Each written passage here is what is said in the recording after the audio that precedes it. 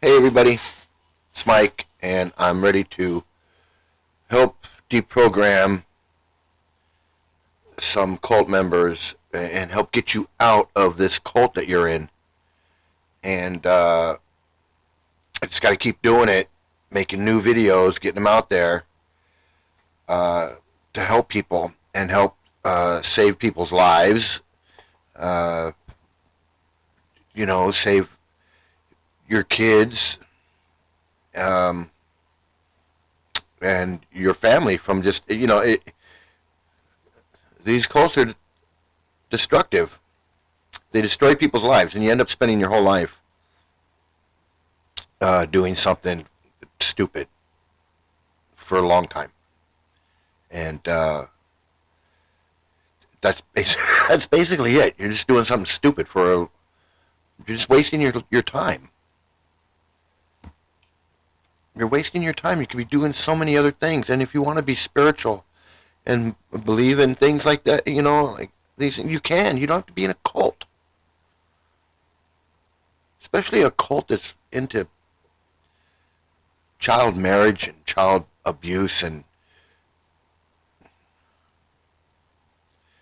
domestic violence and misogyny and racism.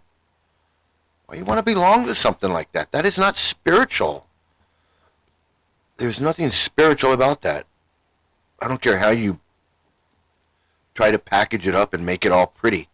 Those ideas, the racism and the misogyny and the child marriage, women like to be raped and women are less than, no, there's nothing spiritual about that.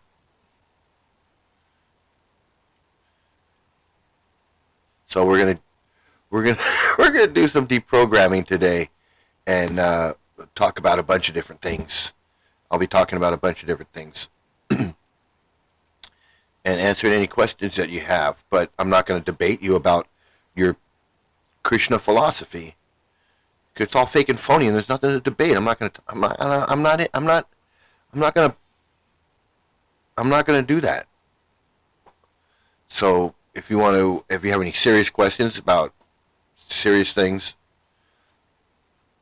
yeah, I'm not saying I have the answers to everything, but if you have any serious questions about cults or Hare Krishna cults or anything like that, you can ask me. If you need any help trying to figure some of this stuff out in the Krishna cult, I can answer those questions for you.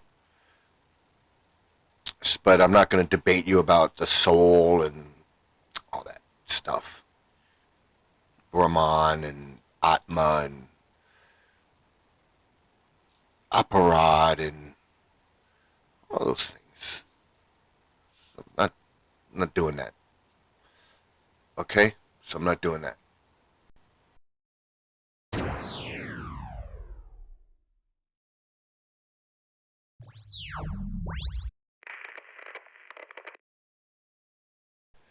So what I am going to do, though, is I'm going to speak the truth. I'm going to talk the truth. I'm going to speak the truth, and tell you stuff that you need to hear. That's what I'm going to do. And I don't care.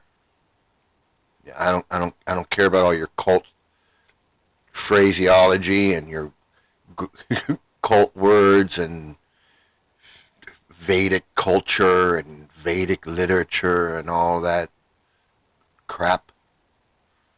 I don't care about all that stuff. I care about getting you out of a cult, waking you up so that you can realize that you're wasting your life in a stupid cult. That's it. That's what I'm here for. And I can't force you to be here. I can't make you stay and watch. It's up to you. It's up to you to get it or you don't. So the first thing I'm gonna do is I'm gonna play a little video, and it's about cults. How you can get sucked into one, so you can realize that you're in a cult, and it's not your fault. I mean, you're in it. It's your fault if you stay in it. Once you realize what's going on, and you stay, then it's your fault. But it's not your fault. Your fault. You got wrapped up into it. It's not your fault. I mean, that's what they were trying to do. You were trying to have an open mind. You got tricked. You got fooled. You got whatever. For whatever reason, everybody's different. But that's what happens, and that's just something that happens. But once you know, and you purposely are in denial about it, and you got all the information, but you choose not to accept it, but then now that's your fault. That is your fault. You're no longer a victim. You're now a perpetrator. And that's the difference. That's you're both a victim and a perpetrator. But once you know the truth and you know you made a mistake and you're in a cult and you choose to stay, that's now you're a perpetrator. So there we go. No audio-visual day or moment time. When you think of a cult, probably imagine this, but that could never be you, right? People think that a cult is a group with strange beliefs where everybody all dresses the same and they all live in a commune together. But in fact, cult-like groups take many forms. Whoever you are, there's probably one attractive to someone like you. When I use the term cult, I'm using it to describe a psychological system of control, and it can manifest itself anywhere. I know what I went through and it was pretty horrific.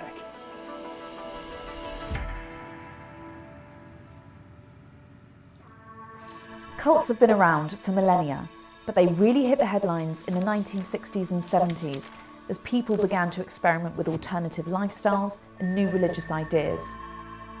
Some of these experiments turned dark, most notoriously with over 900 people drinking cyanide in Jonestown in 1978. But cults didn't die off in the 70s. The reality is they're everywhere. So you think you gotta think about it like you're saying that cults have been around forever, right? And they have. There's been these cults that have been around since, long time. So cults have been around for a long time, and people still join them, and whatever, and then not only that, but even when people are aware and know about cults, people still joining them to this day, and it's not a new phenomenon that people are joining cults, or that Scientology is something new, or Hare Krishna is something new. This has been going on forever, and anyone can become a victim to a cult. There are hundreds and hundreds of cults in the UK. A common misconception is that a cult needs to be religious or spiritual in nature, but in reality, they can pop up anywhere. Nobody joins a cult. They join a group that they think is going to help them understand themselves better, or a group that they think is going to help them make a difference in the world. Usually the initial experiences are quite positive, and that's part of the reason why people don't really...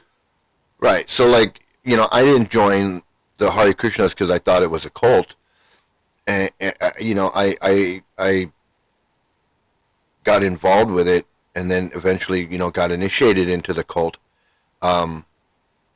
because I thought it was a spiritual path, and it was a spiritual journey, and I was going to have these spiritual realizations and reach higher levels of consciousness and want to get involved and whatever, and even though I knew about Hare Krishna, and when I wasn't in before I joined it, and I heard it was a cult, it looked like a cult and everything. Once I got involved and started talking and everything, it didn't seem like a cult.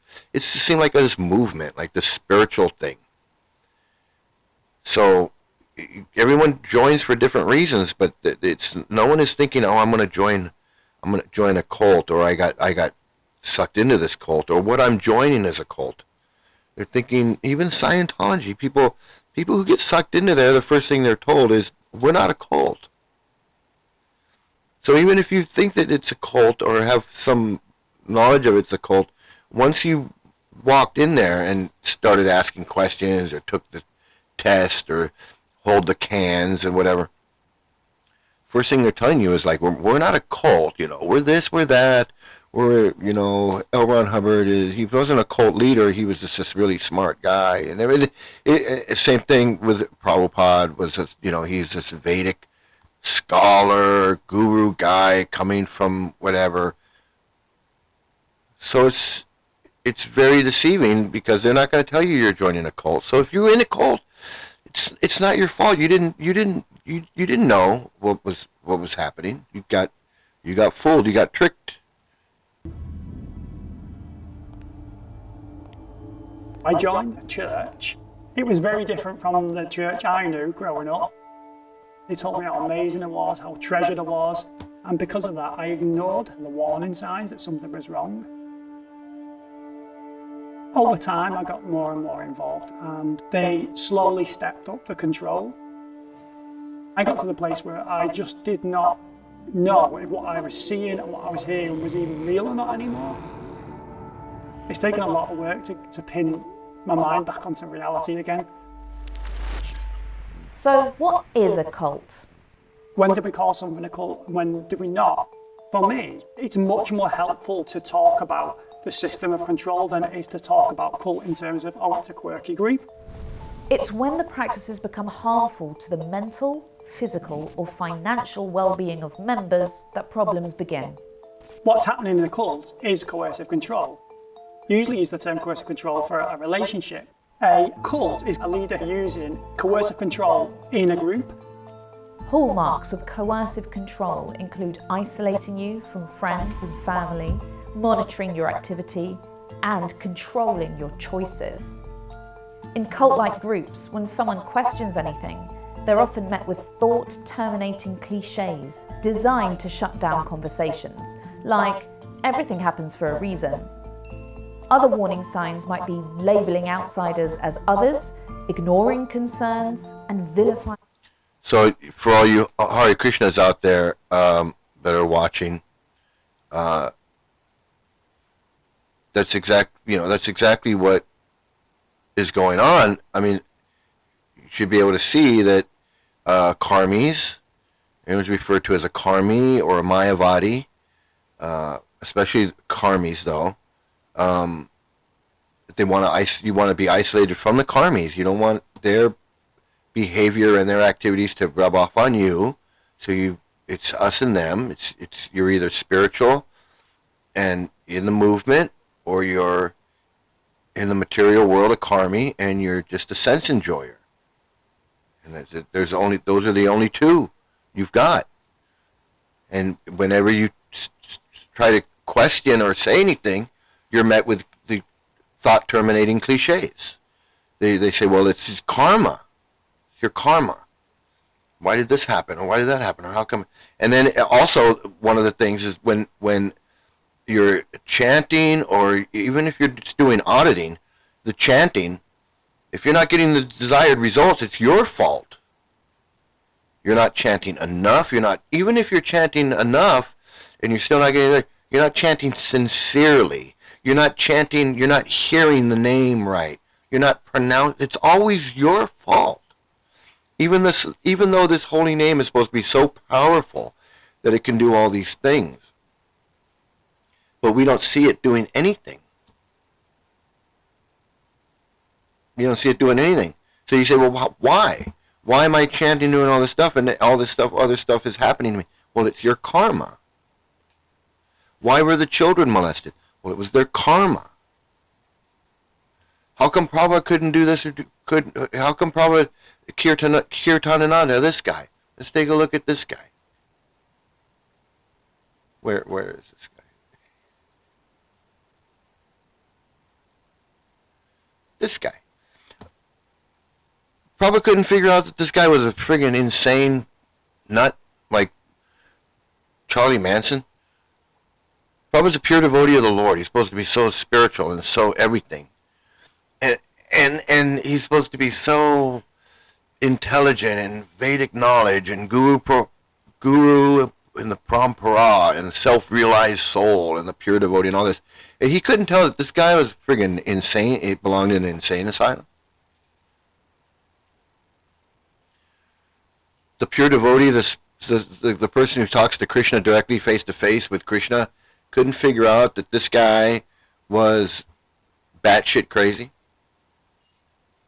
and made him one of his guru guys.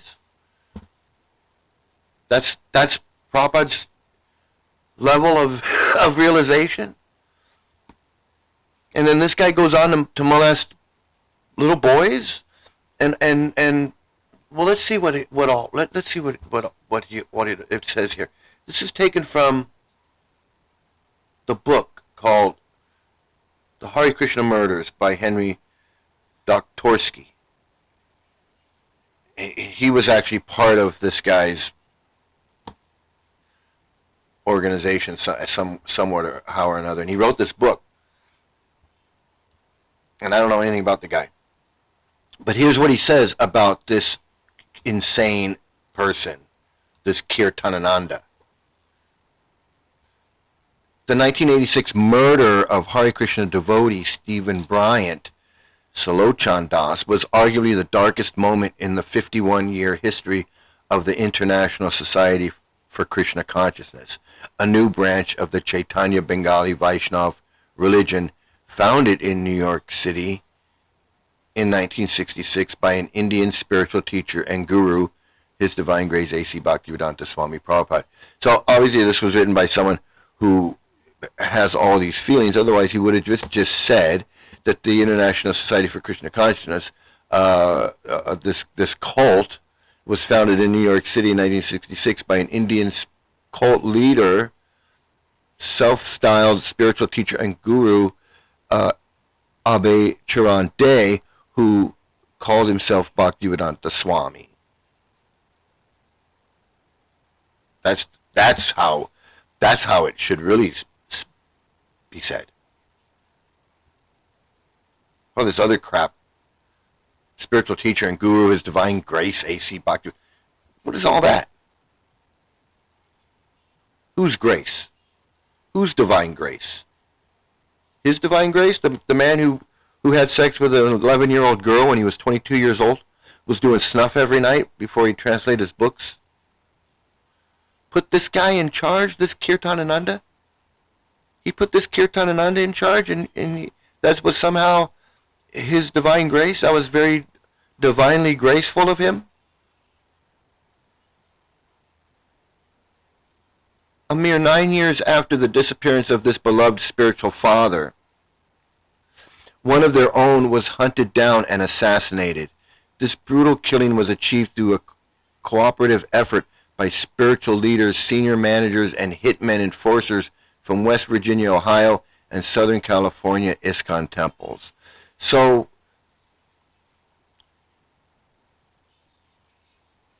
"9 years after the disappearance of this beloved spiritual father, they start murdering each other." That's what he taught them? I mean, I don't know, what did they learn? They learned from this divine gracely guy that when they're upset with each other, they should just murder each other. I mean, over what?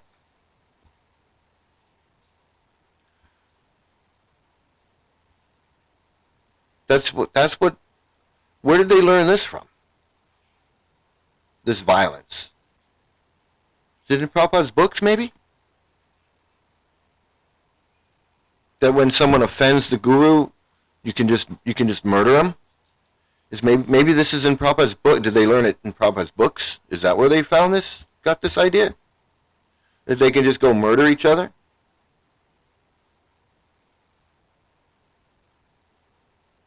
They spent all this time with Prabhupada, 11 years with him, or however many years, 11 years with Prabhupada, and this is what they learned, that if they're upset with each other, they can just go murder each other, hunt each other. They can go hunt each other down, and just shoot each other in the back of a van. parked on a side street in Los Angeles. This mafia stuff is part of Prabhupada's movement. This is what he taught this Kirtanananda guy. Where did Kirtanananda get this idea that he could do that? The murdered whistleblower had discovered many secrets and threatened to reveal to the world the immoral acts and criminal dealings of a set of self-appointed illegitimate successors to Swami Prabhupada, a corrupt oligarchy of new ISKCON gurus. He had also perhaps foolishly advocated using violence against the gurus to evict them from their posts. ISKCON leaders took his threats seriously, and they hunted down and assassinated the passionate reformer. How did the peaceful, shaven-headed, saffron-clad Hare Krishna devotees regress from their blissful activities of chanting, dancing, and selling incense in the streets to this? Well, because they were never peaceful. They were never peaceful, and their activities were never blissful. If you look at the history of the Hare Krishnas, that's maybe for the first month they were chanting in the park. But come on. Criminal stuff started happening right away. Prostitution, drugs, drug smuggling, the Laguna Beach Temple. Stuff was child molestation in Dallas.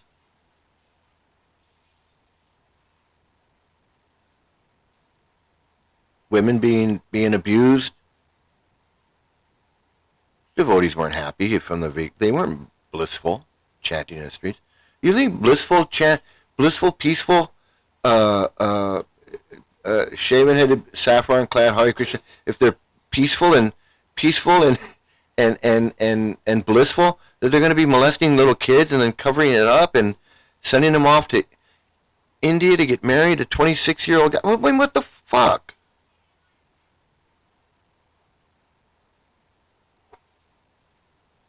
Blissful and peaceful. They were running drugs, they were prostituting their women, they were running, molesting their kids, abusing their kids. It wasn't just sexually abusing their kids, they were physically, mentally torturing these kids. And he's going to say, how did the peaceful, shaven-headed, saffron-clad... Those kids were being tortured and molested from the very beginning, as soon as those schools opened up. This was all happening in Prabhupada's time. They were smuggling drugs, they were molesting kids, they were doing all kinds of stuff while Prabhupada was here. And what was Prabhupada doing? He was doing snuff before he was writing his books. He didn't give a shit.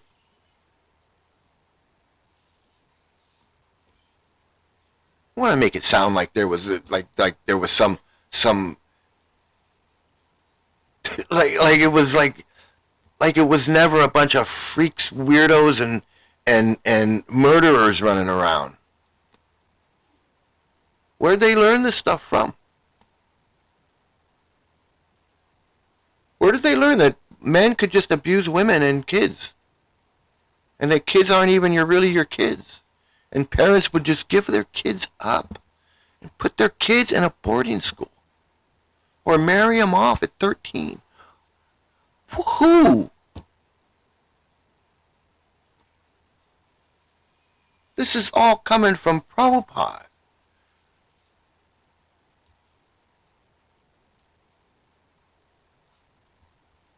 Madhuvisa gets up during the lecture, Prabhupada's lecture, and tells people if they don't calm down and be quiet, stop causing a disturbance, that they'll get violent right along with them.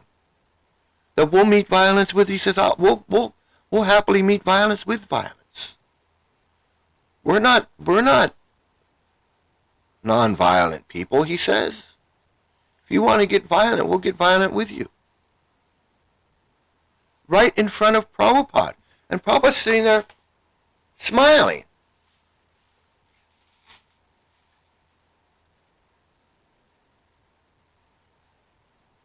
That's where the violence comes from.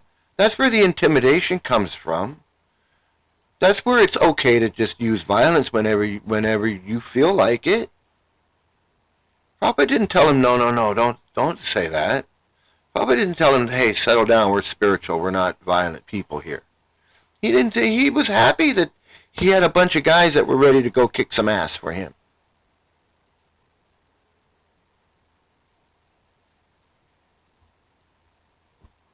He liked having big Brahmananda and Guru Kripa and all of these guys and Yoshodananda around him. All these big guys, all these big goons. He liked that.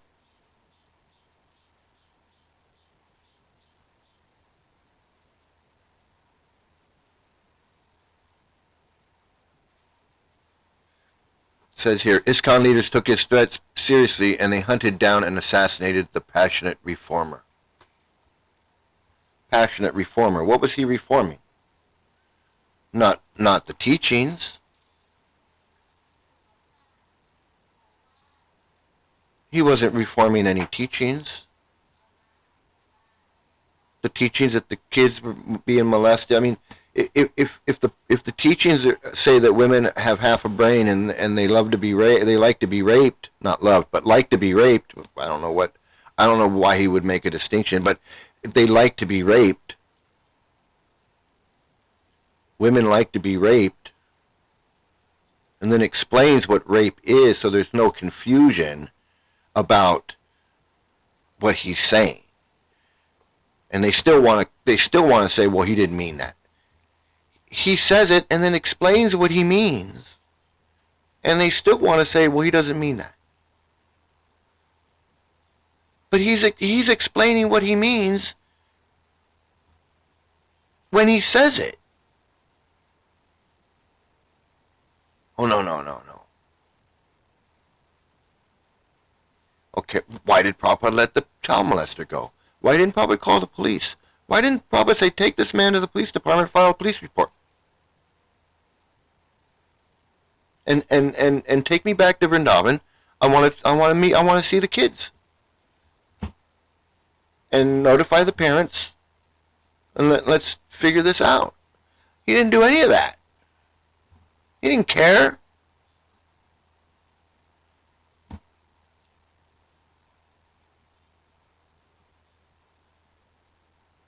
When my daughter was molested, the LAPD, we called the LAPD.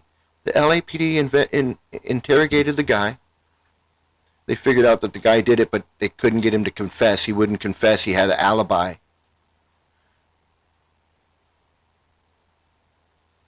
They put my daughter in a therapy, in a city-funded therapy session 1 day a week where my daughter would go. But Hare Krishna, they don't do nothing. They don't do anything for their kids.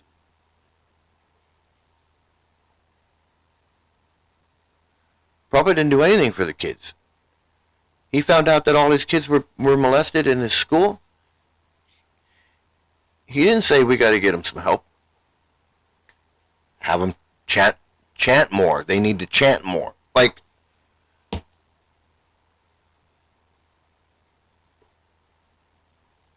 it's just disgusting. And the more I think about it, the more disgusting it is.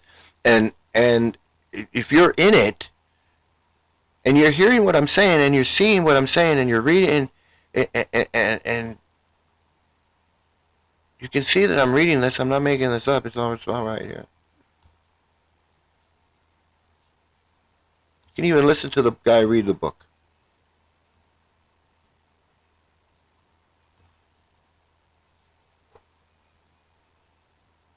And you're learning this and hearing this, and you're not questioning this and trying to find out more, or if you're hearing this for the first time,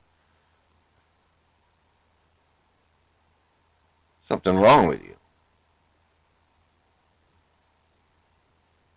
You got to understand, this is what I'm trying to tell you. I'm trying to help you, figure this out. Why would you I know you think Prabhupada is this pure devotee. He's this perfect person, this guy that just knows everything. He don't. He couldn't answer simple questions. Now, I showed how you can go and find things, but if you don't know what you're looking for, then how are you going to find it? I mean, you can look up in the conversations, you can do a search, and you can just type in Bali Maharaj, or you can just type in homosexual or something. I don't know. But you can look it up. And you can see how he couldn't answer, he got upset. He said, just, if you don't like it, just go.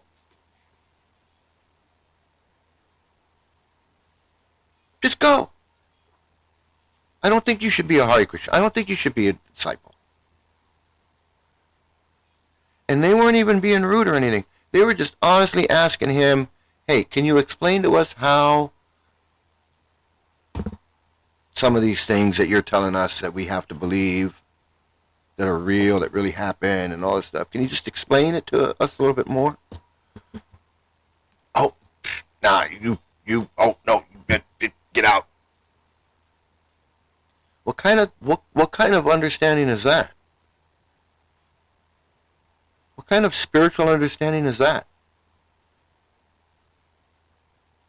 That's what I'm talking about. The knowledge is going to come from his head into your head. I mean, if he can't sit there and explain it to you, if you say, well, how did Hanuman pick up a mountain and carry it and fly with this mountain? Well, Hanuman can pick up a mountain and Hanuman can fly. Well, but how? How is that possible? I mean, just how? If you don't believe it, then just go.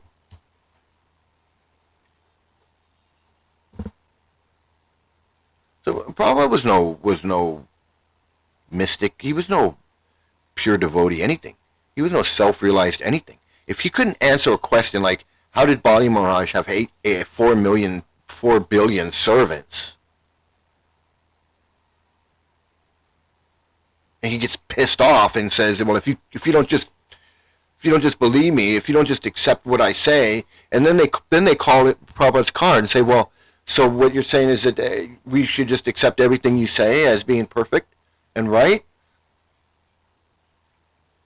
Yes. Oh, so when this guy tells me that I should suck his dick, then that I should just accept that as coming from you?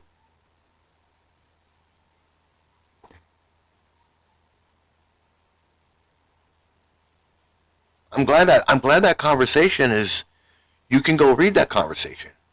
You can go read that conversation.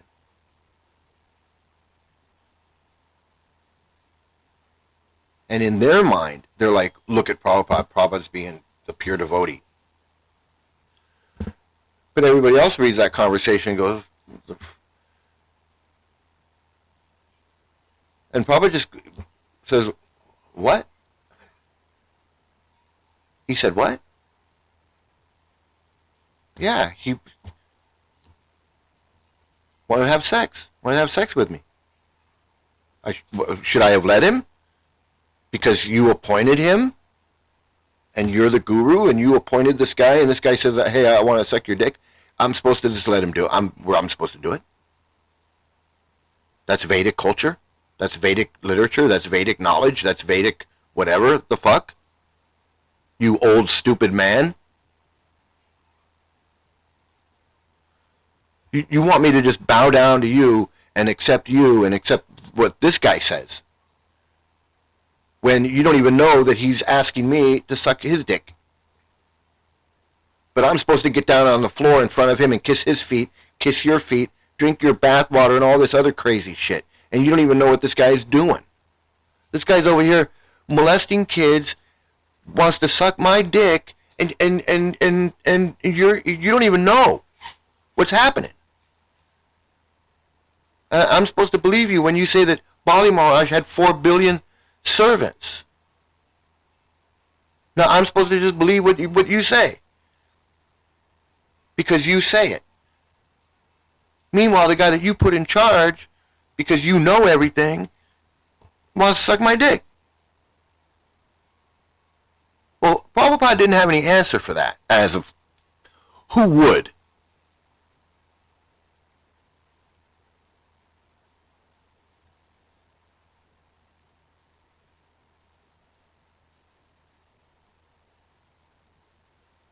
This is transcendental bliss.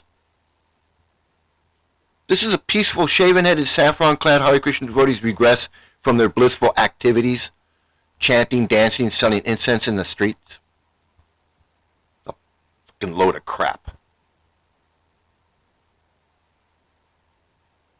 They want to make it sound like, this guy, he just wants to make it sound like everything was perfect until Prabhupada left and these crazy people took over. They were crazy before. They were crazy when Prabhupada was here. Prabhupada picked them. Prabhupada might as well put Charlie Manson as a guru. At least Charlie Manson wasn't out friggin' raping little boys. He was insane and he killed people. He was a murderer, but he wasn't murdering little boys. Raping little boys. This guy. Fucking freak. Prabhupada picked this guy. Prabhupada looked at this guy and goes, you know what? Yeah, he'd make a good guru in my movement. How do you friggin' Hare Krishna live with yourselves, man? And now they built a temple to this guy in India. They got a temple to this friggin' nut.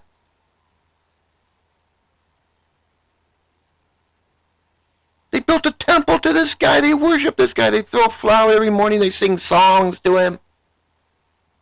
Friggin' insanity.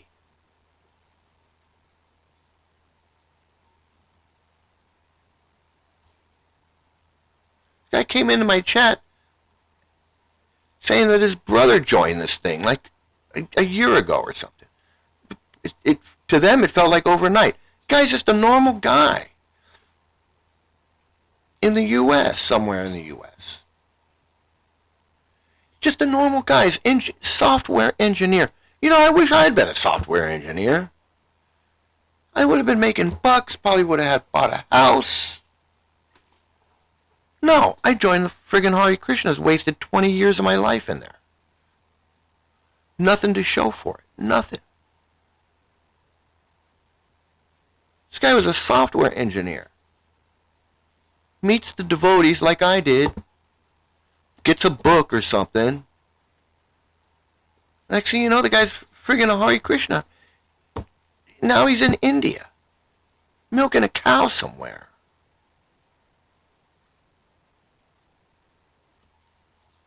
Probably worshiping a guy that looks like this. It's insanity. Ruin this guy's life. Trying to ruin this guy's life. His family's upset. The family doesn't know what to do. Somehow the guy's brother found my video online and he came into my chat and told me the whole story. And I was like, man, I'm sorry, man. I'm sorry that happened. I don't know what to tell you. Try to stay connected to him. Maybe one day some cracks will appear and maybe the cracks will open up and he can get out. But if you quit your job as a software engineer and then you bounce out to India to milk a friggin' cow and worship a nut like this guy, you're gone. Your brain is just friggin' fried. And you need someone like me to tell you. I didn't have anyone to tell me, but I never moved to India to milk a cow. I went to India though. I was that close. I was that close. I always left India. But I went back. But I never moved there to milk a cow. And if I did move there, I wasn't going to milk a cow. And I did want to move there. I absolutely wanted to move there. I still go back there. It's a cool place, but I'm not in a cult. You can go to India and milk cows. You don't have to be in a cult to do that. I mean, make it your whole life. Your whole life? Being a Hare Krishna for Look at this guy. Let me show you.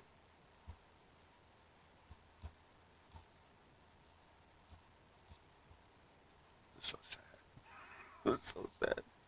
This guy, man. Upendranath Das. Man, don't let this be you.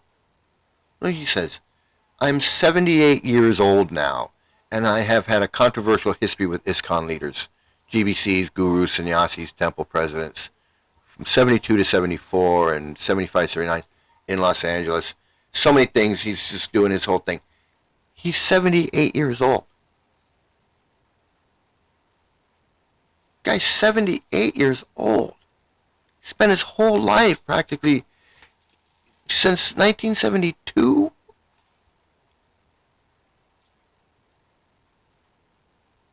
That's before a lot of you were born out there, probably.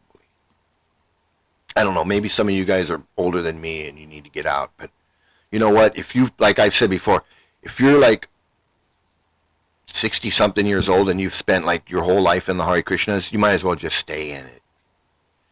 Just ride it out. Just ride that wave. But if you're a young person out there, you can get out and get your life back. F these guys that have been in there forever. What are they doing? Pushing a shopping cart of books around Costco parking lot?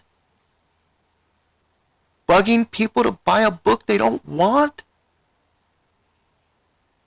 By an old Indian fraudster he's no Vedic scholar. He never was a Vedic, he didn't even finish college. He's got no college, he's not even a college graduate. He's just some guy writing books, translating these books, just like if I was translating some books. I mean, maybe he's a good writer. People can become good writers. Maybe he's good. L. Ron Hubbard, he was a science fiction writer. So, he was a writer. Doesn't mean he's somebody that you need to doesn't mean he's somebody you need to follow around. There's a lot of better writers out there that could follow around than L. Ron Hubbard. There's a lot of Vedic scholars you could read their books and follow them, or what they're doing, that are actually Vedic scholars. They're actually Vedic scholars that have actually written books that are textbooks. The Hare Krishna books aren't used in colleges around the world. Like they say, oh, these books are used as textbooks in colleges around the world. No, they're not. You show me one. The only professor or college that's using a Hare Krishna book is some Hare Krishna who's a professor, like that freak professor. That guy. That's the only guy. The Hare Krishna, and Vedic knowledge. Guy's got some weird tick because he's lying about everything. He's lying about everything. That's what I think. He's got some weird tick when he talks about Krishna and talks about Prabhupada and talks about Vedic. He just does this weird thing with his eyes, and if it's just something he can't control, then I'm not making fun of him. But I think it has to do with his art of deception or something, some subconscious behavioral body language thing. I'm no behaviorist. I don't know anything about it, but it's just weird. Or Hridayananda, or any of these guys who think that there's some professor of something, so they pull out their book. Other than that, you show me one. Show me one college class that uses Prabhupada's books as textbooks. Just leave it in the comments and show me how we're that can be verified, because you can tell me anywhere, anything. I don't believe it. Hare Krishna say that all the time. It's written on the back of their books. It says They have the nerve to put on their book, Henry David Thoreau read Bhagavad Gita. Well, he didn't read Prabhupada's Bhagavad Gita.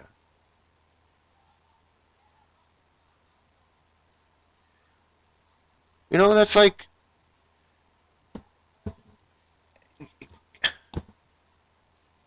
you know, claiming that somebody read a book, but it's not your book, and putting it on your book.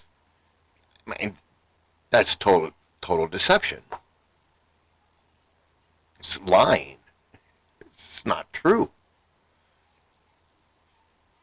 Prabhupada didn't even read. Henry David Thoreau died in like 1850, 40. I don't know. Prabhupada wasn't even born. But if you pick up a Bhagavad Gita and you turn it over on the back, it says, Bhagavad Gita, the wisdom of India, Vedic whatever. Henry David Thoreau read it, and so-and-so read it, and this. But he didn't read Prabhupada's Bhagavad Gita. That's not true. Prabhupada's Bhagavad Gita is not the Bhagavad Gita. It's Prabhupada's Bhagavad Gita. If that claim was true, that Henry David Thoreau, what Henry David Thoreau read, and what Prabhupada wrote, if those are the same, try pulling out the book that Henry David Thoreau read and read that at a Sunday feast lecture. Well, it says Henry David. No, you can't read that book. You can't read that book in a Hare Krishna temple. You can't read the Bhagavad Gita. You got to read Prabhupada's Bhagavad Gita. It's not the same book. It's not the same book at all. That's why I say it's all fakery, forgery, and tomfoolery. Try bringing out an actual Bhagavad Gita at a Hare Krishna temple and read from that and discuss that. No, that ain't happening. That ain't happening. So anyway, this guy's 78 years old. He's still doing the Hare Krishna thing. He's still writing books. He says, I wrote this book and that book. And let me just, I'm going to diverge for a moment, and I'm going to say, for all you Hare Krishnas out there that are Ritviks, or you believe in this Ritvik thing, and you believe that Prabhupada was poisoned, or I'm not part of ISKCON. I'm with Prabhupada, but I'm not with ISKCON, because ISKCON is where all the bad people are. Well, let me just tell you, I hate to burst your bubble, but the Ritviks are no different than the rest of ISKCON. It's just a power. It's just a political power struggle, and the Ritviks they're insignificant, and it doesn't matter because the teachings are the same. It's the same. All they're saying is, and it's a smokescreen. All they're saying is that there are these bad people came into ISKCON, and they're controlling it and doing all these horrible things, and they're the cause of all the horrible things that happened in the past. But still, they're not facing the fact that Prabhupada was racist and sexist, and all of these things happened while Prabhupada was here. He did nothing about it. All the things that I've already said. So Ritvik or not doesn't matter. Being Ritvik doesn't change anything. They could say, ISKCON could say, okay, you know what, we're not going to have any gurus anymore. We're just going to have Prabhupada, and if you want to get initiated, you pick one of these guys, and these guys will do the ceremony, and you'll still be Hare Krishna, and everything will be the same. Everything would be the same. The same molestation would be going on. The same racism. Everything would be the same. Their disgusting philosophy would go on and would continue. and children would continue to be molested, women would continue to be abused, women would, families would, everything would stay the same.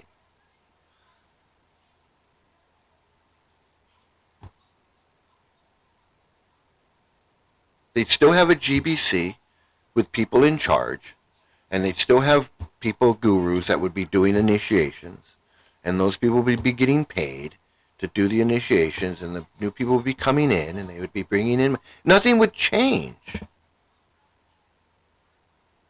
It's the same disgusting thing. There would still be people coming in, putting their kids in the Gurukula.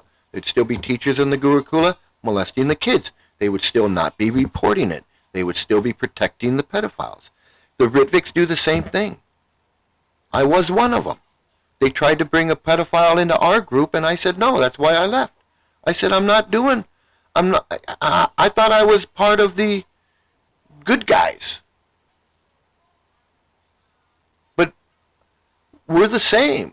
We're no different than them. Narayan was part of the Ritviks. He was beating his wife every night. He believed that old men could have young 11, 12, 13, whatever-year-old wives. He was part of that group. Dharma Ghosh, he's the one who tried to convince me that old men, it's no problem. Prabhupada says in the Bhagavad Gita, in the Bhagavatam, I had to go back and read it again. He's telling me there's no problem that Prabhupada was 22 and his wife was 11. And I was wrong for thinking that there was a problem there. That just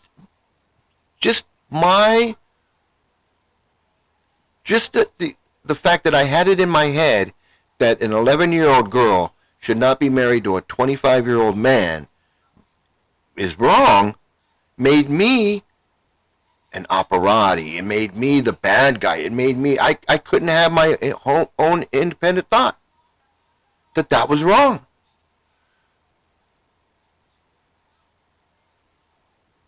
Hey there, how you doing? Good to see you.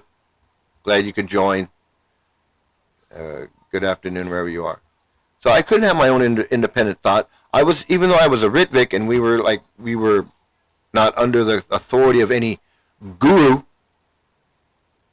I was still under the authority of the Ritvik who was ever running that, which was Yashodanandan and Dhamma Ghosh and whoever else was making threats to me.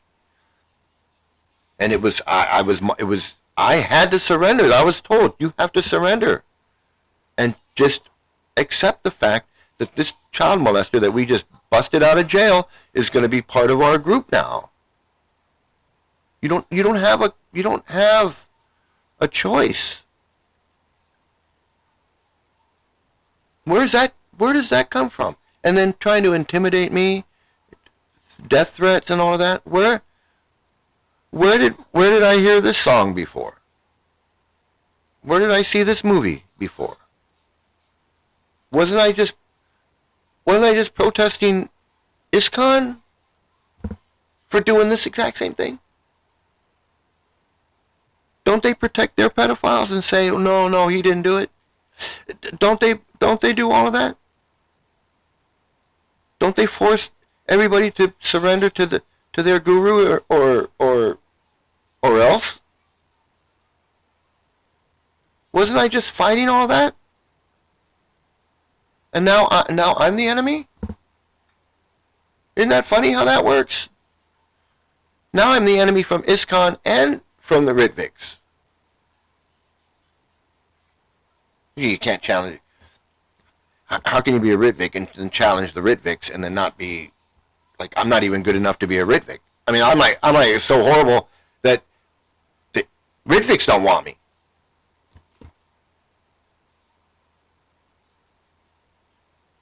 So any of you Hare Krishnas out there think that, oh well, I'm in the Ritviks. I'm not like that. No, you are. You're no different. Wake up, hello. You're no different. You think you're a Ritvik. You think you're insulated from all the. Well, no, we don't. No. Yeah, you are. You're the same. You follow the same books. You read the same books. You believe the same things. You believe the same things about women. You believe the same things about children. You believe the same things about child marriage. You believe the same things about 11-year-old girls and 25-year-old men. You believe the same things about black people. You believe the same things about everybody. The same thing that ISKCON believes. You believe the same crap. You can get married, dump your wife when you're done with her, dump your kids off in the Gurukula so you can go play Hare Krishna somewhere, go follow your guru around. Oh, I can't follow my guru around when I got a baby. I'll just dump them off in the Gurukula. That is so friggin', you know, in the real world, if somebody just like says, well, I don't want to take care of my kid, I want to go play whatever, and I dump my kid off in some school somewhere, people would go, what kind of parent are you? What kind of parent does that? Danielle, it is the same, actually, I know I was told that I had committed so many aparad and sins against Srila Prabhupada and Radha Krishna for my words for saying the truth against them. Yeah, and when you're in it, it works because you're under that mind control. You're under that verification loop where everything is verified through Srila Prabhupada. So when you read Srila Prabhupada's books and he says aparad is the worst and guru aparad is the worst and you can never be forgiven and you'll go to the hellish planets. If you're in that verification loop where everything is verified through that, then that shit works. Like, oh, I can't. That's why they thought they could intimidate me and go, well, look, Prabhupada was 22 years old, he had an 11-year-old wife, and that's okay. Because Prabhupada says it's okay. And when I challenged that, I went outside the loop. I went outside the loop and said, no, that's not okay. Oh, you're not allowed to go outside the loop. You can't go outside the loop. You're an offender. Well, I'm not an offender anymore because I'm not I'm not in your cult anymore. So now I'm not an offender. I'm not in your verification. You have to get out of it. As long as they have you thinking you're an offender for thinking your own thought, and you believe it. It's no different than believing that there's a demon head eating the moon. You have to suspend your intelligence and go, well, if I criticize Prabhupada, then I go to the hellish planets and suffer, but I rip my tongue out with hot tongues and rip my jaw off and stick a hot thing up my ass, all these weird things, because I dare question.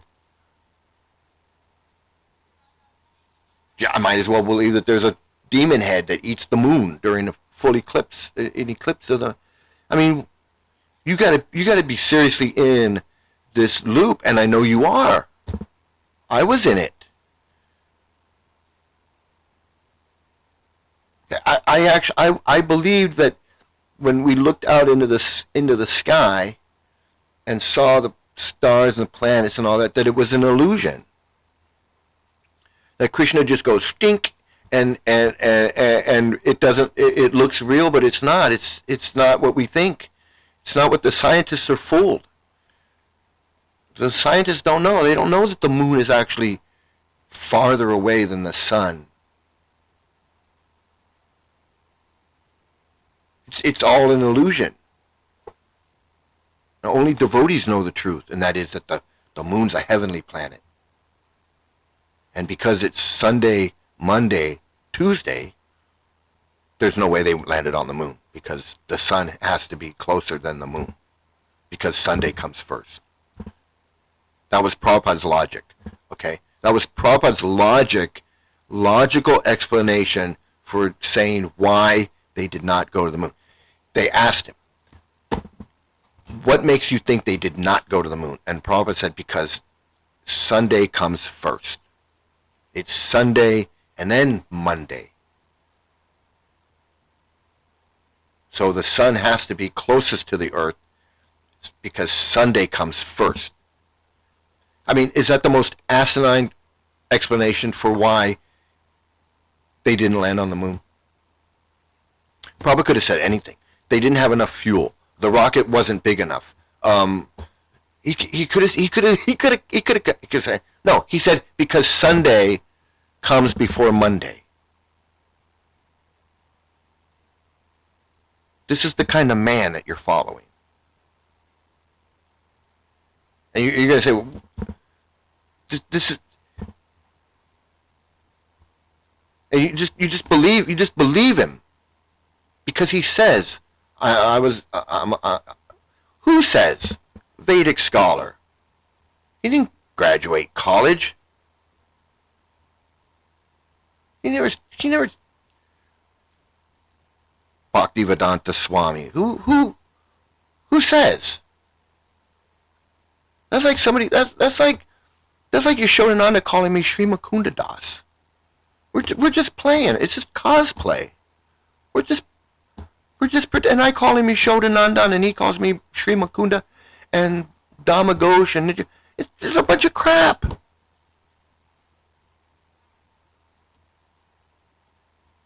Who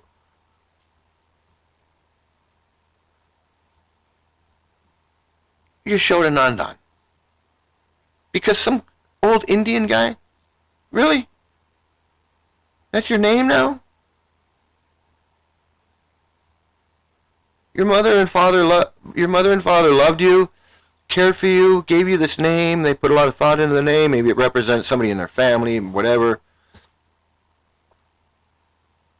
Come into the world, they give you this name.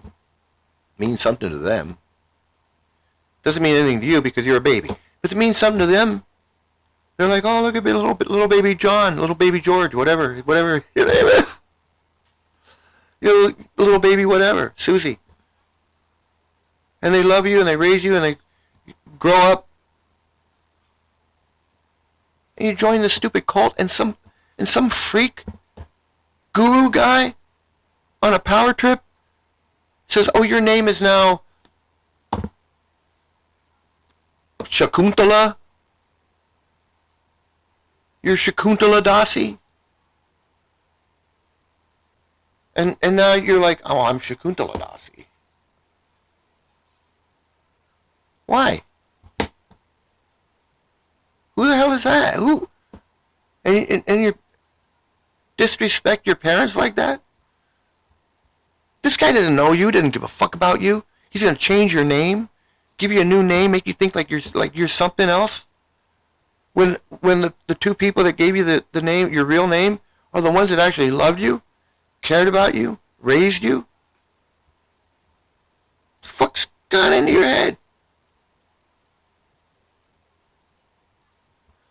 Krishna is not even blue in skin color, but he's black, darker than any black skin color, and yet ISKCON is called the African devotees as black bodies, and I even heard monkeys. Yeah, Hare Krishnas are just as racist as the rest of the world. In fact, they're probably more racist than the rest of the world. Because the rest of the world, at least there's black people in the rest of the world, so they don't get, you know what I mean? Hare Krishna is like, it's just like, I don't know, man. It's like white supremacy heaven for them in the Hare Krishnas. And the way they talk about black body devotees really disgusted me. Because I was like, don't expect me to call my daughter black body. I'm not doing that.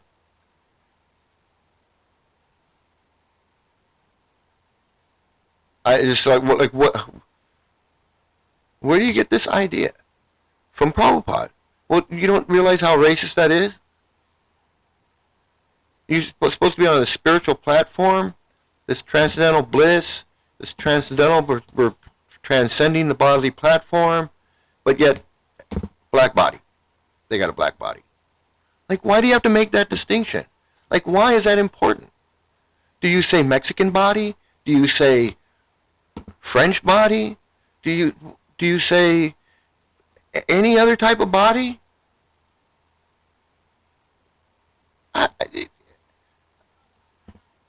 I just baffled by that. That, and like women and blacks, like they're just so low, but yet Prabhupada was supposed to be the self-realized soul, pure devotee, a transcendental platform, talking to Krishna, right? Talking, they were just like, hey, hey, hey. And is Krishna telling Prabhupada, yeah, the black body devotees and the Jewish devotees and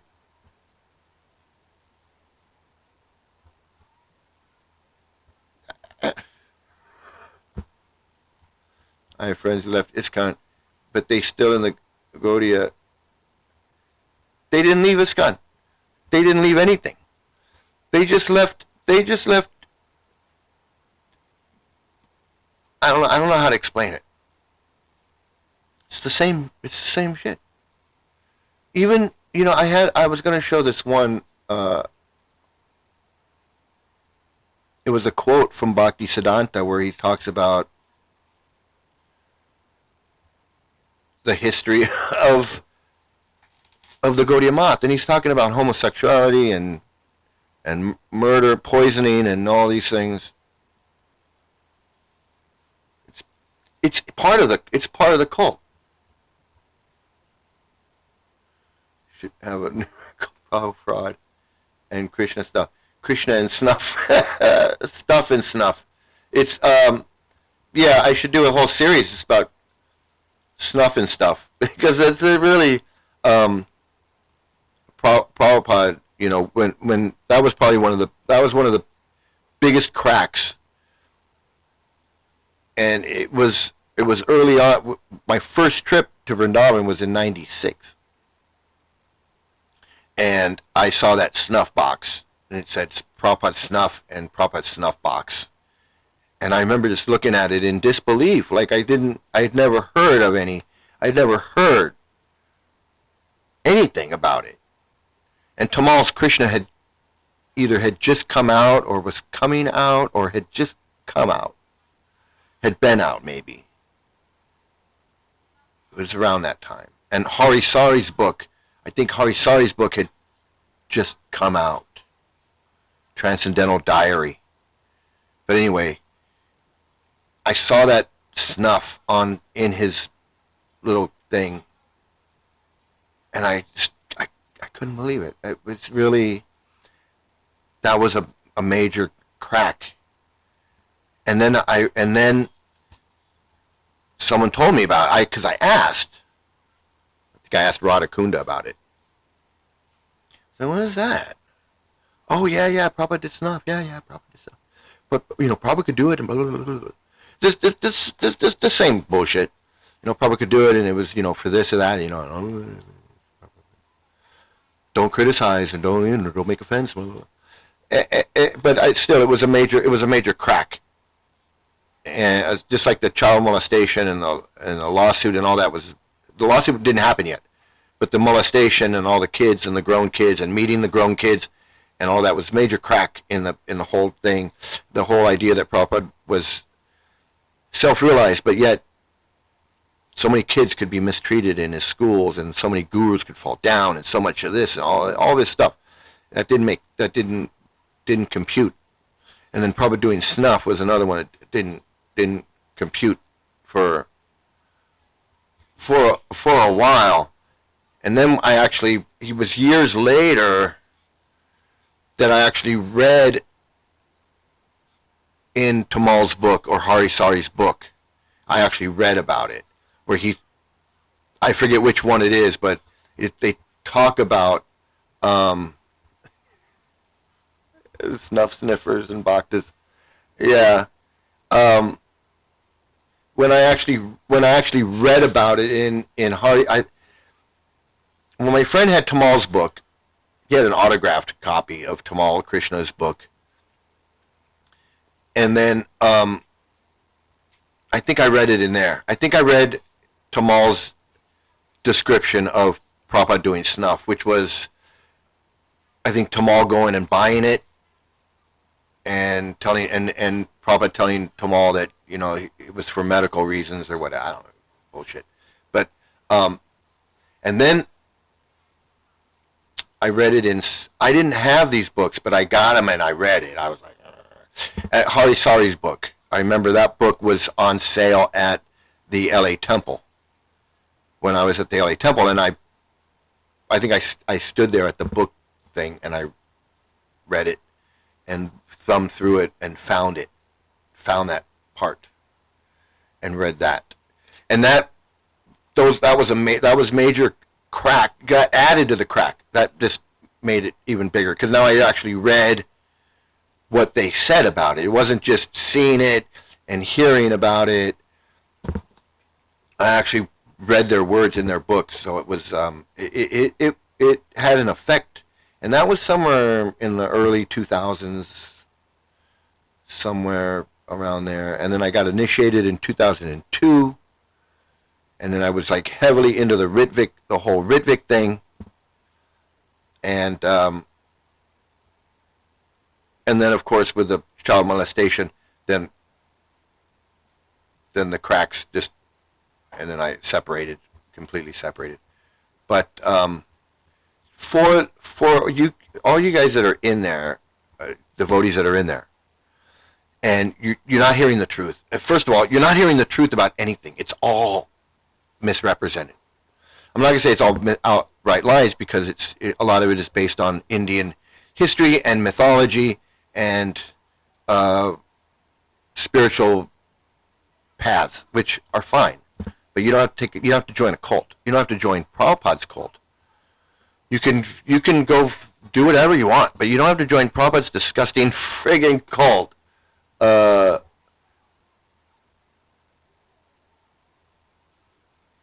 How to talk to Krishna: smoke a few quality joints, drink some hard liquor, and Krishna will whisper nothing to you.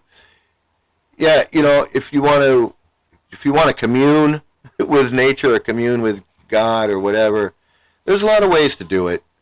I mean, you can look on the internet, you can look on Google, you can do like the Peruvian or the Mayan way. Take peyote if you want to do that. Smoke weed if you want to do that. You can meditate, chant Om. You can do like yoga. I mean, there's a million ways. I mean, there's all kinds of ways that you can find a spiritual path that you can take. I'm not against that. It's a hobby. It's a hobby. Being spiritual, trying to find the spiritual meaning of life, or some kind of a spiritual path to give your life meaning, or give your life something that's lacking, that's fine. That's like a hobby. That's what a hobby is. It's something that you can do, that you get into, that you can enjoy and relate to, and it really only means something to you. If other people can enjoy it, if you become an artist and other people like your art, hey, great. And they want to pay you millions of dollars for it, hey, even better. But most artists create because they want to create, and that the success comes later, or sometimes never. Same thing with writers, and all kinds of people want to do things, and a lot of people do things that there's no benefit for. These people, they dress up and they go out and recreate medieval battles, right? It's what they like to do. I think it's kind of quirky. But that's what they like to do, and it's no different. I go play pool Monday nights. I have a pool. I join a pool league. I go play pool. So it's like a hobby. Like doing yoga, working out in the gym, doing yoga, meditating, chanting. Nothing wrong with that. But just don't join a cult to do it. You don't have to join a cult to do it. You can do whatever you want, but when it gets into the cult leader, the guru, who's going to give you, nobody can give you anything.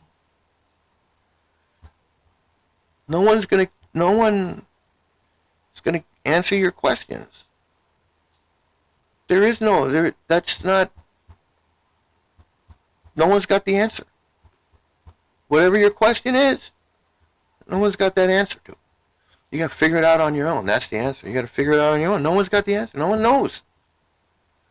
And the cult leader, L. Ron Hubbard, or Reverend Sun Moon, Joseph Smith, or Prabhupada, or any Sadguru, I mean, they might give you some words of wisdom that you can go, wow, I never thought of it that way. Oh, wow, that's really interesting. But it's not the answer. It's not going to give you anything. It's not going to take you to a higher stage. It's not going to give you a higher realization. You might enjoy it. There's a lot of writers that write stuff and you read it and you go, wow, that's really cool. Oscar Wilde, Dear Abby, Noam Chomsky. I mean, there's Edgar Allan Poe, Carl Sagan.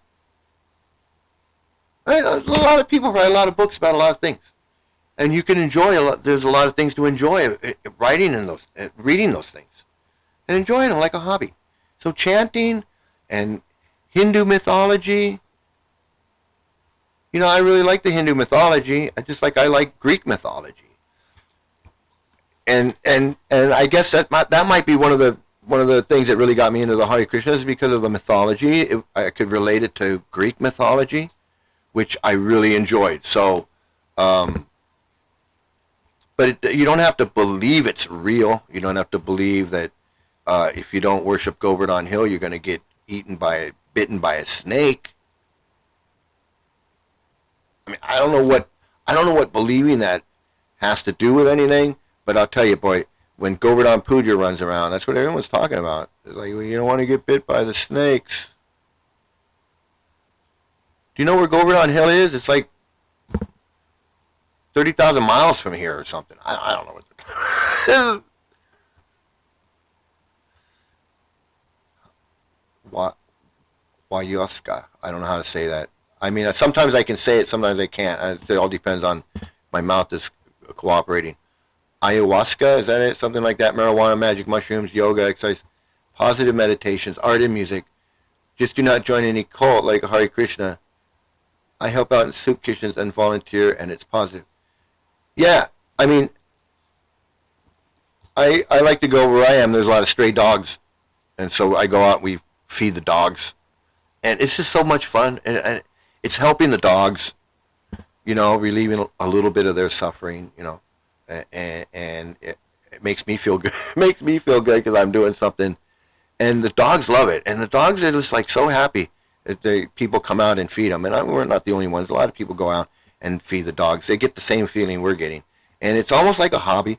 I wish I could do more for the dogs, you know, where I am, feed them and you know, adopt some of them.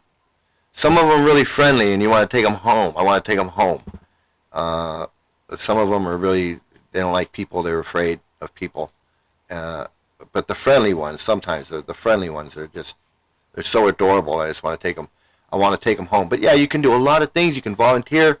We're doing this great toy drive for abused kids here where I am. And I'm proud to be part of that. So people can come by and drop off toys. And then we're going to take these toys to this institute where they have for underprivileged and abused children. So that's coming up, and we're going to do that for Christmas. So you can do things like that. You can do all kinds of stuff, and or you can go out and you can recreate a medieval battle or something. You can do that, but you don't have to. Yeah, you know, and you bring up a good point, Danielle. No, you're correct. Mythology can be enjoyed without being in a cult or fearing hellish realms. Yeah, you know, that's another thing. It's like, you know, you got to think about these things when they have a whole book just describing the hellish planets, like the fifth canto or fourth or fifth canto, wherever it is, where all the hellish planets are described. And I'll tell you, here where I am, we were I was visiting. Went on a day trip, and I think we were in. I don't remember now. I think we were in Chiang Mai, somewhere, and we went to this temple, and in the temple was all the hellish plan. It was the temple of, not the temple of hell, but it was like a temple where they had all the display of all the different hellish planets, kind of, and it's coming from the Vedas, but it was a Buddhist temple. But I immediately recognized it because I've read the 5th canto of Bhagavatam. But walking around, and I'm like, and it's like dioramas, so it's like, it's like these statues, these things, people and demons, and they're like stabbing them with hot things and ripping out their tongues and shoving things inside them, and just all kinds of like just really graphic display at this temple. And you walk around, and it's like, and it was pretty big, and I took pictures and everything because it was I knew what it was. I familiar with the 5th canto, but it's and I could tell, like, oh, I know what's going on. I know what's going on in that one, and I know what's going on in that one because it's described. So it's always interesting to see how that influence around this part of the world, how that influence gets around. But it's also a vivid display of how it's used to control your thoughts and control your emotions and control your whole life. If you think that's going to happen to you, and then you see it happen, you actually see it happening to someone, seeing their limbs being pulled off and things being poured down their throats and spikes driven in their eye, whatever it is, just like you see that stuff. It can have an effect on you, especially, I guess, if you're a little kid and you grow up around that stuff. But it was pretty eye-opening to see that right here where I am. Rune, hey Rune,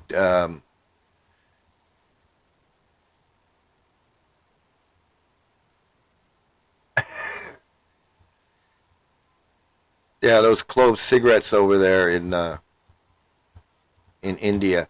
It would have been a lot cooler to see Prabhupada with a little beady, like smoking a beady or putting beetle nuts. But see, Prabhupada couldn't control himself, but he hid it. He did it at night, and he did it before he did it so he could translate, and he he claimed it was for medical reasons, but I've never heard of a medical reason for doing snuff. So then they say, well, he was a chemist, so he would know better than he would know better than other people, what to use what to use snuff for. Evidently, it's got some medical reasons, which is probably to get high as fuck and then translate these books.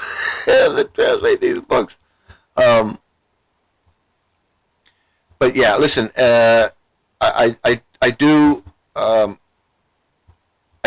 to help you guys that are watching, that are in the cult, and I don't necessarily, I don't need to know who you are, why you joined, or anything like that. It doesn't matter to me. I don't care. It happens. But I really want to help you get out. So if you have any questions or comments or anything, I'll be happy to answer them. I don't want to get into a debate with anybody, because I'm not going to debate you about Krishna. I'm not going to debate you about Supreme Personality of Godhead and the avatars of Vishnu and Mahavishnu and Kasira Dakshai Vishnu and Garbhadakshai Vishnu and all of that, and the Haladini Shakti and all that stuff, because I don't even remember it all. I don't even remember all of that, the internal potency and the external potency and the Mahamaya and the whatever, Mahamaya. I don't even. But if you have any questions about the cult, like you didn't know, and that you think I can answer, that I could help you with, I'll be more than happy to. Because that's really what it's about. It's about bringing you to your senses so you can see and that you're in this cult. You're in this cult, and I know I know it was hard. It was hard for me because I actually was telling myself, I'm in this cult. This is a cult. I'm in this cult, and I got to get out. I got to get out. And then when I realized it, I was living in there, like I was in the community, and I was having death threats and like all kinds of intimidation, and I had to go to the police. I was that worried about what was happening, and I had to just bail out of the community. So I know it's stressful. There's a lot going on. It's not like it's not like leaving the library. You put the book back on the shelf and you go home. It's not like that. I know that, and the longer you're in, the harder it is because your whole system, your whole life support system is the cult. And it's, it was like that for me, so I know what it's like. It was like once I left the cult, I didn't have any friends. All my friends were Hare Krishnas. I had 2 karmi friends that I only saw, one that I saw regularly and one that I didn't see that often. That was it. So all my friends were Hare Krishnas. My whole world was Hare Krishna. I was the secretary of the Ritvik of the Hare Krishna Society. So I was doing the internet, the web page. I was helping with the printing of our own books that we were making. So I was like, I was busy with Hare Krishna stuff. So once that day came that I wasn't a Hare Krishna anymore, it was like, what do I do with all my free time? Who do I don't have any friends to spend time with? I don't know what I would usually be chanting right now. What am I going to do with those 2 hours a day when I was just chanting? So now I'm not chanting anymore. It was a big deal leaving the Hare Krishnas. It wasn't like just I'm done shopping. I'm going home now. It was like I had to find a new place to live. I physically had to go find a new place to live. It was I had to find a whole new life when I left. Like I said, everything was Hare Krishna for me. Doing the web page was a couple hours a day. Working on the book publishing was a couple hours a day. Chanting was a couple hours a day. And I had a job.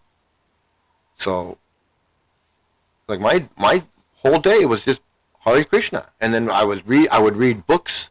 I would read every night for like an hour or 2. I gotta read this. I gotta read. No, I'm not doing any of that. Nothing. I'm not reading any of the books.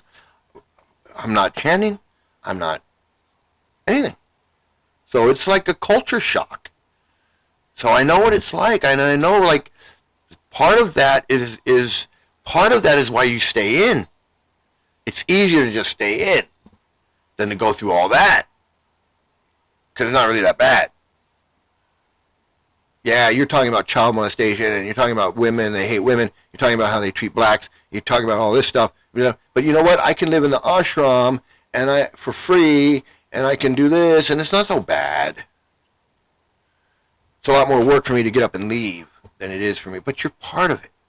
All that bad stuff, the child molesting, and the women hating, and the racism, and all of that, you're part of it. Because you're putting on a show, and you're pretending like that doesn't exist.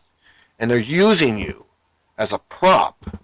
Like, look, we have a festival, and we have a parade, and we do this, and we do that, and everybody's happy.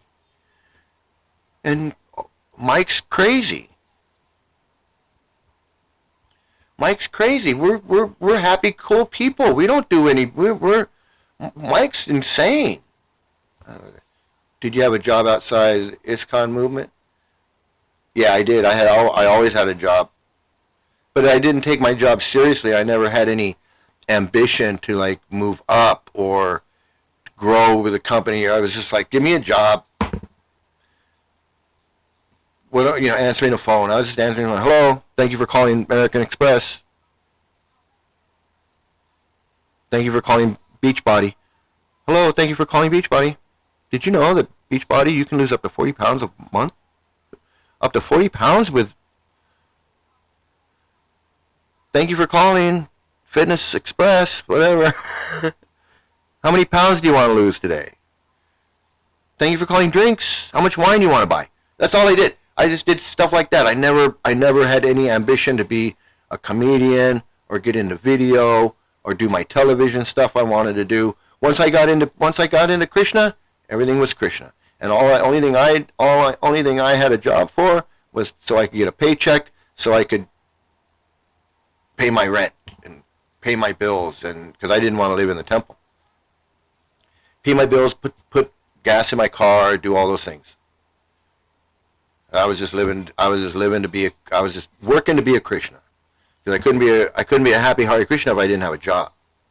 So I always had a job. But I didn't want a promotion. I didn't want a career. I wasn't looking for anything. I was just like, how much per hour? And then I was set. Because once I punched out, went home, I'm Hare Krishna. Hare Krishna time. Time to cosplay as a Hare Krishna.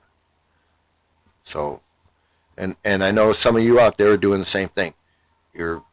And you think that as long as you just, well, I'm not molesting any kids.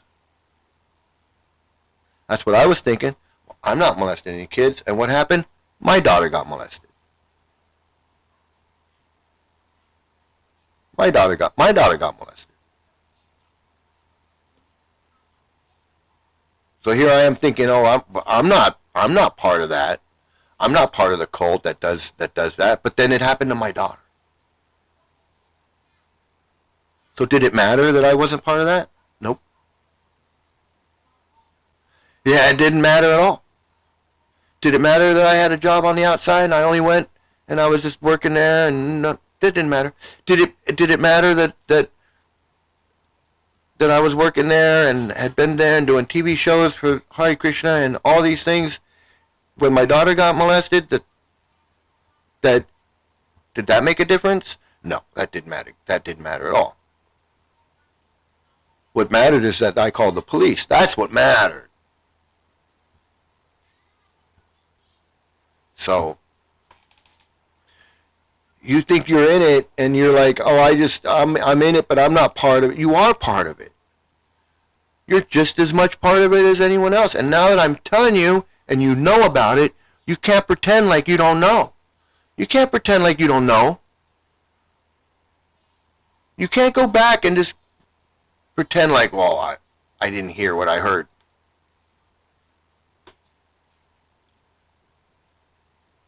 You are being used by this cult. If you know the truth and you're still in there, you're being used by them because they want it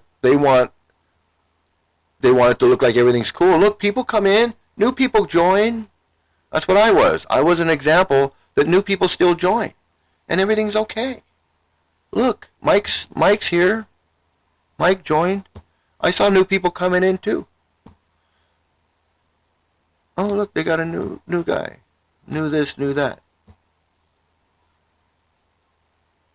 I was just decoration.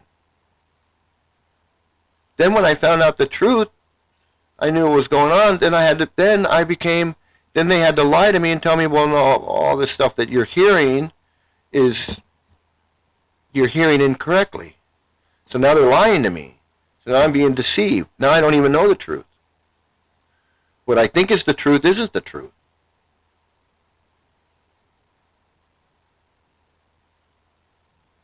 Then my daughter's molested. Then I become I become a victim and I become the enemy. Because I want justice for my daughter. So that's wrong. And then my daughter becomes, she's blamed. It's her fault. Because she's a woman. See how that works? Women agitate men, and then men act, and then the women are blamed.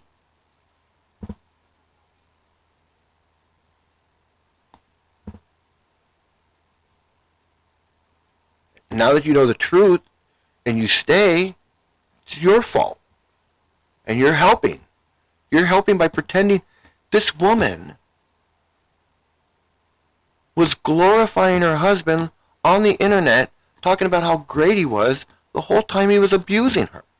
And it wasn't until later that she came out and said, I was hiding the abuse the whole time.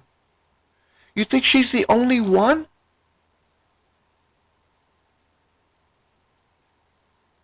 She had to come out and say, he was abusing me the whole time. I can't take it anymore.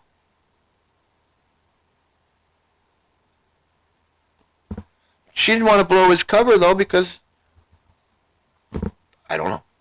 I can't tell you why she didn't want to blow his cover, but she didn't want to blow his cover. Every day she's on the internet just talking about how great her husband is. Meanwhile, he's smacking her around every night.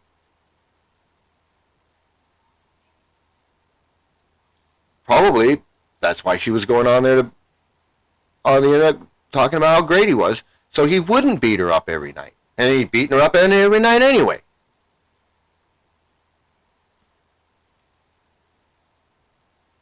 And you think that like, well, that was just him. No, it's not just him. Where did he get the idea he could do that? And where did she get the idea that she can not say anything? They just make that up in their own, they make it up. Where'd she get the idea that she should go on the internet and glorify this guy every single day instead of calling the police? Took her like 4 years to finally call the police. She finally left him, and then when she left him, and then I don't know if he passed away or before he passed away or after he passed away. Then she came clean on the internet and was like, "Yeah, I have to come clean and tell you, he's been abusing me this whole time. I had to separate from him, take my kid and run. I had to cover up bruises and all the whole thing. With makeup, put makeup on her, bruises, black eye, whatever. And she feared for the baby. And this guy's like 70 years old, and she's like 22, 23 years old. With a baby. His baby. And he's beating her. If she fought back, she probably would have killed him.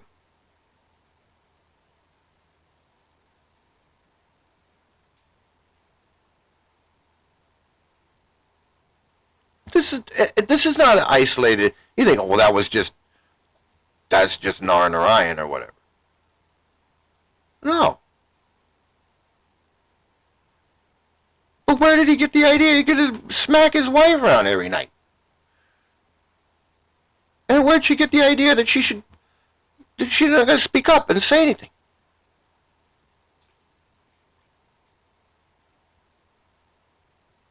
I knew there was something up. I told you so, but I knew there was something weird about those two. I just knew it. They used to come over to my apartment, and we'd have our Ridvic thing. Him and his wife would come and sit in my apartment all the time. I'm not making this up. This guy and his wife would come to my apartment like a bunch of times.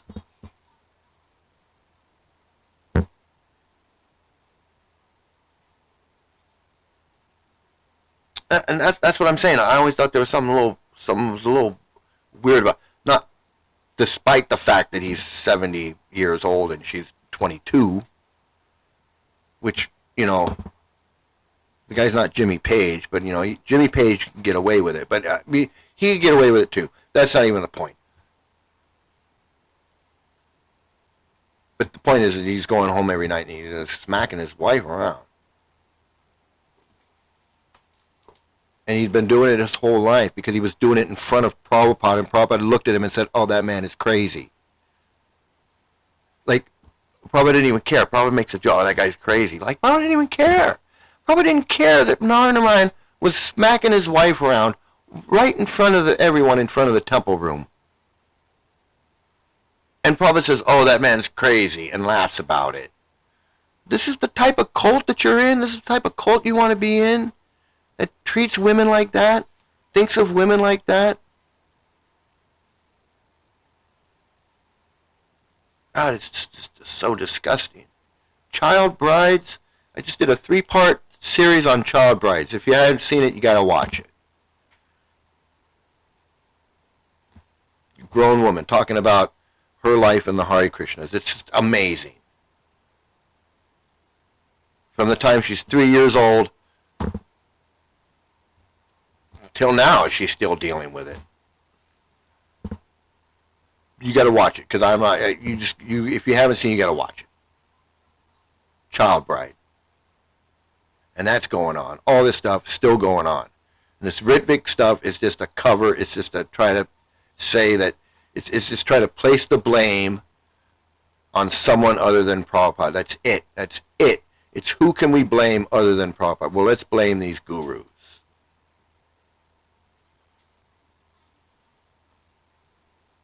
Because they'll never blame Prabhupada. They'll never blame Prabhupada. So they got to blame someone. And then they want to even blame the parents. And I blame the parents, but the parents were doing what Prabhupada told them. Now, they didn't have to. Prabhupada did not have to have sex with that 11-year-old girl. He just did not have to. No one made him. He did it because he believed that that was the Vedic culture, that was what was right, and that's what he wanted to do. He wasn't forced into it. It wasn't anything other than he wanted to do it. He didn't have to. He wanted to. Self-realized my ass.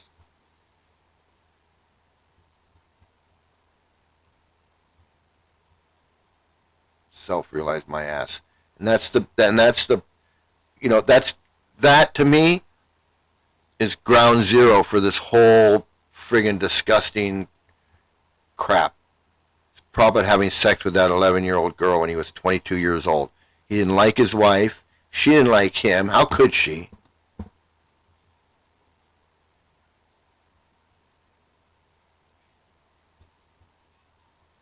Hated women. Didn't give a shit about kids. Didn't give a shit about his own kids.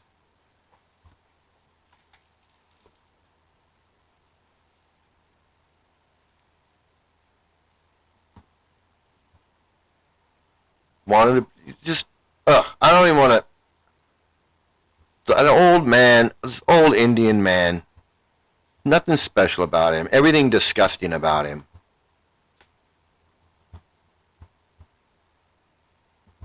So anyway, I'm gonna end it here. I grossed myself out thinking about Prabhupada. I overloaded. I overloaded. My circuits went, and it's like I've had enough. I've had enough Prabhupada for one day. I was gonna show a video. I got a great video, and I got it all lined up, ready to go. And I just said, no, I'm done. I'm done for today, but I'll be back, and it's going to be he does a whole little history about Hare Krishna. Next time on ItsMike, we'll watch a video from Gora, and he does a whole little history of the Hare Krishna movement, and we can get caught up on that. And because I know you got to be, if you're tuning in to me to watch, to learn about deprogramming, because I'm your only, you know, you don't have a whole lot of time to watch YouTube videos or whatever because, they got their eye on you. Or you're busy you're busy pushing a shopping cart around the Costco parking lot, bugging people to buy books they don't want. I know you're busy doing that, so you can come to me and you can get all the best scoop on Krishna stuff. I'm your resource, okay? So you can come in with me and I won't tell anybody. I won't tell your guru. I won't tell your temple president. I won't tell your wife or your husband that you're watching these horrible operati videos, these Mayavadi operati videos. You'll be safe with me. I won't expose you. I won't fair game you. I won't do any of that because I want to get you out. I seriously, I just want to get you out. I don't want to know who you are. I don't care who you are. I care, but I don't need to know who you are. I don't want to know. I just want to help you get out of the cult. Because I know what it's like in there. I was in there for 20 years, so I'm just trying to help you get out. And we'll do that next time. I'm gonna show another video. We'll do that next time. Today, I think class is over for today. Thanks everybody for watching, man. Thanks for joining me. And listen, if you're in the cult and you got to get out. You still got time to get out. If you're over 60, you might as well stay in. Seriously, you might as well just stay in. Who cares? Your family, they don't care anymore. You've been in for so long. Like Prabhupada, what's he going to do? Dude, what are you going to do, man? Your whole life is bugging people to buy books that they don't want. You've made a lifetime of it. You're 75 years old now. You don't even know how to drive a car. You wouldn't know how to get a job if you had to get a job. And I know you don't get Social Security because there is no, you don't qualify for that because you never worked a job. You don't have health care. So now you're dependent on the temple. You live at the temple. They feed you. They give you a place to live. And you run around all day just chasing people down to sell them a book.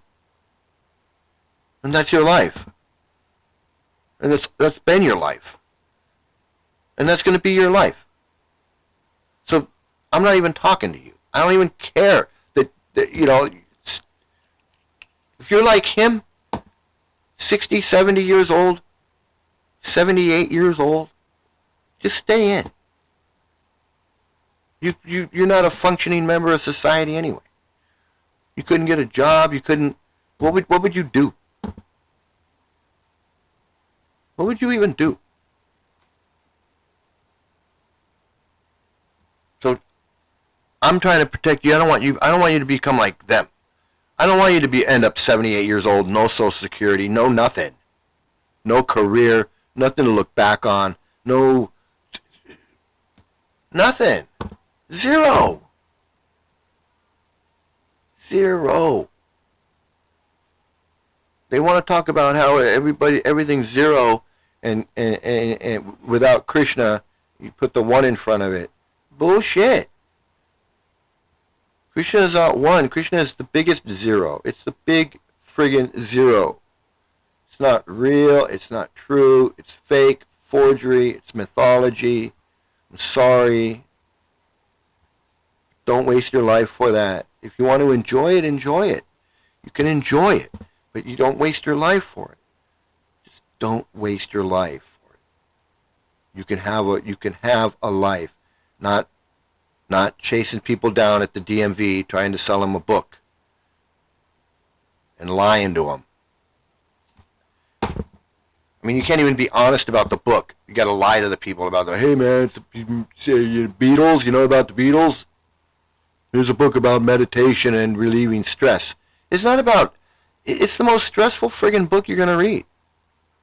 It stresses you out about a battle and an army and and you're gonna die, and you're gonna go to the hellish planet. I mean, it's freaking stressful. It's not peaceful, loving.